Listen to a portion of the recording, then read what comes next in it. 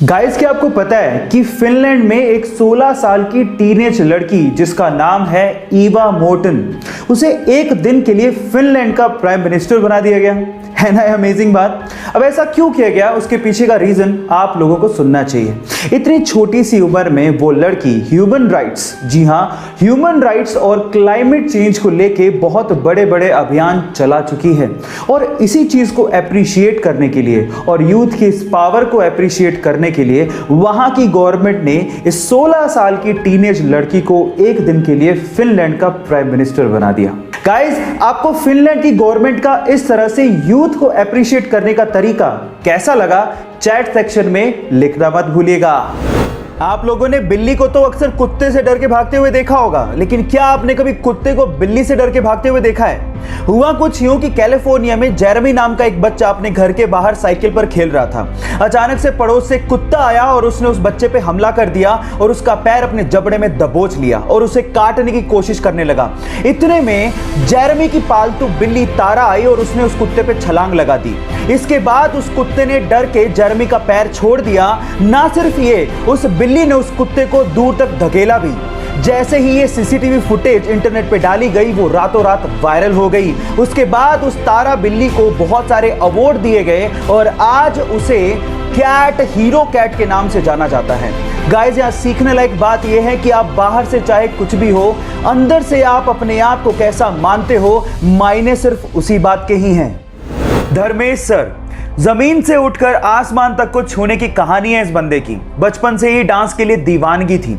पापा की चाय की स्टॉल थी, इतना पैसा अफोर्ड नहीं कर सकते थे, फिर भी उसकी दीवानगी को देखते हुए उसे डांस एकेडमी ज्वाइन करवाई। 10 किलोमीटर उसे साइकिल पर छोड़ने जाते और उसे लेने भी जाते।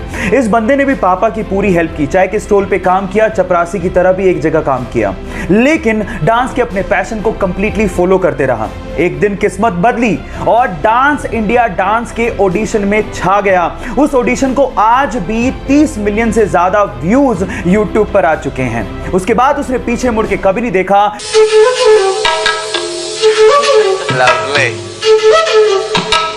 और आज धर्मेश सर बहुत ही सक्सेसफुल कोरियोग्राफर, एक्टर और एक डांस रियलिटी शो में जज हैं। अपनी मेहनत और जुनून से कैसे आसमान को छुआ जाता है, ये आप धर्मेश सर से जरूर सीख सकते हैं। कम उम्र में ही उसके पिताजी का देहांत हो गया। घर की सारी जिम्मेदारी उसके कंधों पर थी। जैसे तैसे करके उसने लॉ की डिग्री प्राप्त की, लेकिन ट्रेडिशनल जॉब करने की बजाय उसने अपने पैशन को फॉलो करने की सोची। उसका पैशन था फनी वीडियोस बना के लोगों के चेहरे पे मुस्कुराहट लेके आना। उसने सोशल मीडिया पर बिना वल्गैरिटी की साफ सुथरी वीडियोस को अपलोड करना शुरू किया, लेकिन इनिशियल कमेंट्स में उसकी वीडियो को लोग देहाती और गवार कह के कमेंट किया करते थे। लेकिन उसने लोगों के कमेंट्स की परवाह नहीं की, वीडियो सोशल मीडिया पे अपलोड करते रहा और देखते ही देखते 15 मिलियन सब्सक्राइबर वाला इंडिविजुअल यूट्यूब स्टार बन गया। Yes guys, I am talking about Amit Badana.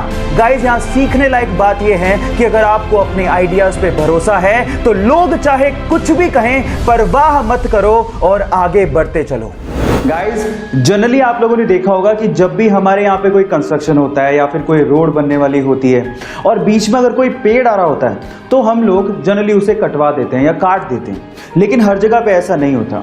Japan का एग्जांपल लेते हैं। अगर जापान में कहीं पे कोई रोड बन रही है या कोई कंस्ट्रक्शन होता है और बीच में कोई पेड़ आ रहा होता है तो वो लोग पेड़ को काटते नहीं है। इनफैक्ट वो जड़ के साथ उस पेड़ को किसी दूसरी जगह पे रीलोकेट कर देते हैं और इस तरह से वो पेड़ों को बचाते हैं, और ये हमारे इकोसिस्टम के लिए जरूरी भी है।